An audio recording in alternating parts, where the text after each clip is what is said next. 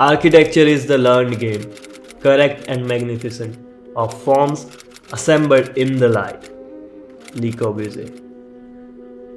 One of the greatest architects of the last century had a simple yet significant hack to take into consideration while designing.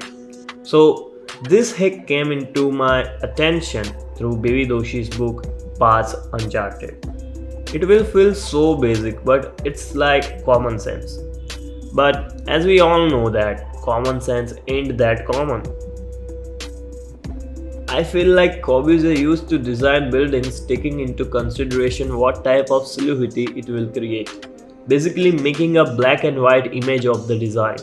Putting black in the shadowed part and white on the part where light is hitting directly. And if you just observe his architecture pieces, you can observe depths that are creating layers. Depth of things is only understood when it's hit by light and supported by darkness. This is philosophically true too. I have observed one thing that many buildings are just very plain. There is no play of the shadows and it just looks so flat and meaningless. Also, with artificial lighting at night, they look good because at that time they are thinking of playing with light. And it's kind of hilarious why they don't consider it same for the daylight.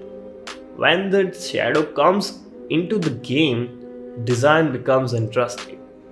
Take any of the good design and just see how it plays with light and shadows. On one level, we like things that have meanings and depth.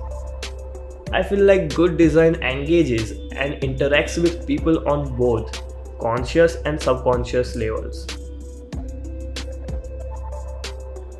Hope this gives some new insights to you.